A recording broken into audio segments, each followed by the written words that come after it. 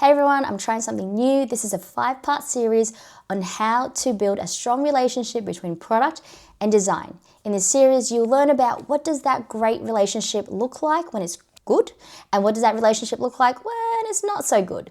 Jacalin and myself will tell you some of the stories when we were a product manager and product designer, what things that worked for us to overcome these hurdles, but also what things that really ticked us off about each of the areas. And we'll also talk about in terms of what does that relationship look like when we become people leaders in each of our domain. A quick intro on Jacalin Ding. She is a product leader, speaker, course creator, teaching designers worldwide on how to maximize the influence of their design to drive business success. And I've dropped all her links below. She's got a YouTube channel, a course that you can take on, and a whole bunch of other links in the description of this video. So please go check her out. As always, if these videos are helpful, please subscribe to this channel and like the videos throughout these series. And I would love your feedback around, should I do a similar one with engineering, with data, with marketing, with any of these partners that's going to help build a strong collaboration to help us solving customer problems and drive business outcomes. So let me know in the comments below and enjoy this series, and I'll see you across these videos. Here we are, dramas between PMs and designers, the tongues. Teresa, you want to introduce yourself? Hey everyone, I'm Teresa. I'm a product leader based in Melbourne, Australia. And I'm Jacalin. I am product design lead, and I also teach designers about business acumen based in Sydney. I've got a question for you, T. Okay. What's the one thing that you do to boost your confidence? Because I usually hear confidence is one of the biggest challenge from, it doesn't matter what expertise you're from. People is like, how do I get more confidence? What's your confidence secret? Well, my confidence secret is actually lashes. So I get my lashes done, not real, just lash extension. And I call them lash confidence. So I don't have to, do anything. I just wake up, my lashes look like this. I've just got to do my face as well. But, it gives me a bit of confidence to show up and also to, just to feel good, to feel fresh. What about hashtag lash confidence? That's your special hashtag now. I have one. I mean, obviously, my hair is a big deal. Yeah. It's like a personal branding thing, guys. Yeah. You can I legit have like a silhouette picture. Oh, no way. Of my hair, and that is like, well, one day if I make a mascot, that would be like, that's it, the hair, nothing else. Yeah. But there's one thing I do every morning. If the sun is out, I go out for a walk, and I would open my forehead, like let the curtain out. And I let the sun kiss my forehead. I imagine this beam of sun is gonna give me all the wisdom I need. And I imagine it becomes like rainbow through my body, and like all the sparkles and butterflies. And I'm like, oh my God, I feel so good. Wow. Yeah, so that's like my recharge. That's awesome. Yeah, every morning if the sun's good. In Sydney, we get pretty sunny. Yeah.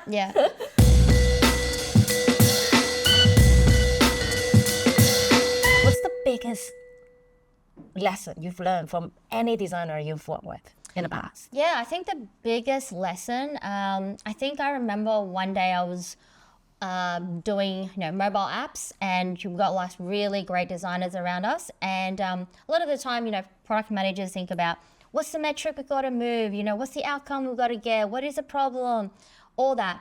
And for us, it's like, here you go, designers, hand it over. One of the key things that a designer had taught me, which I've carried through even into as leadership or even into creating my own YouTube channel, is about the emotion that you want to drive, right? And so, yes, you can design a beautiful experience, trying to hit the metrics, trying to hit the outcome. But for me, they were like, well, T, how do you want that person to feel? And I was like, what are you talking about?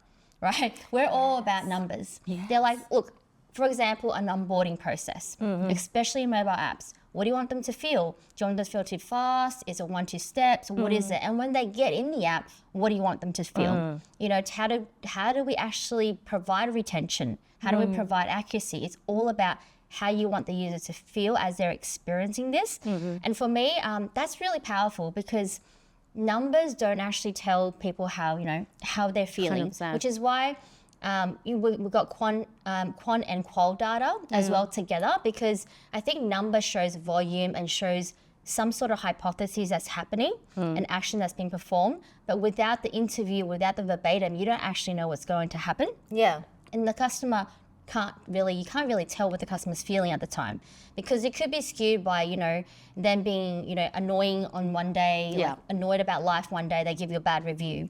So for me, the quant and qual together in terms of data is really, really powerful, and the whole entire emotion side. So if you are working with the designer, talk about how you want that customer to feel. And I think that gives design an extra boost of what they have to provide. Yeah. Oh my God, that's so good. And it's actually this also my little trick whenever I'm designing not just products, but when I'm designing presentations or doing a public speaking.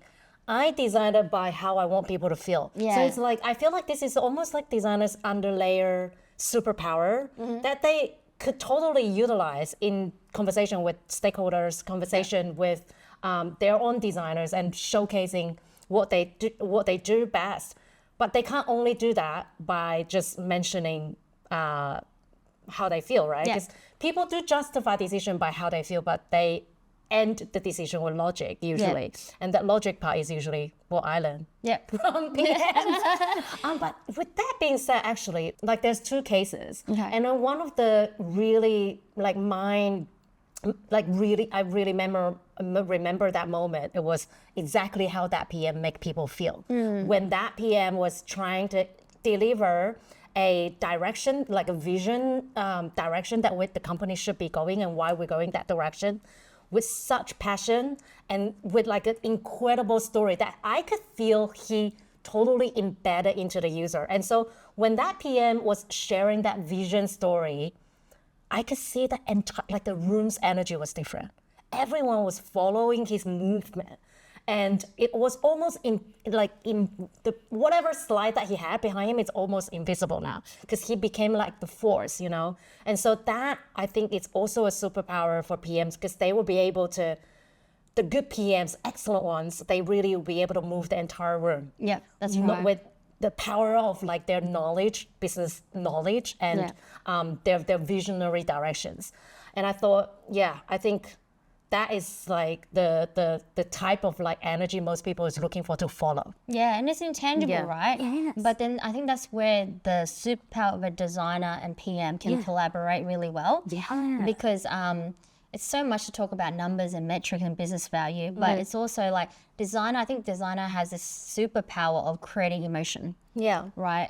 And for us, it's about justifying what's the problem. You can solve a problem with two types of emotion. One is just boring, like, okay, you solved my problem. One is like, oh my God, you solved my problem, and I'm motivated to do more. Right? So that's one of the biggest lessons I've learned. Yeah, it's like you solved my problem and now I feel like a superhuman. Yeah, yeah. Because you've given me that whatever digital tool that actually made me being able to achieve what I don't normally achieve. It's like that layer of like extraness that we give it to them. And that extraness, guess what makes money? That's what makes money. Yeah. Makes them remember. They come back for more, right? Because they want to feel. They tell people about it. Yeah, exactly. And that comes designer can't do stuff without also understanding how business make money. Am I right? That's true.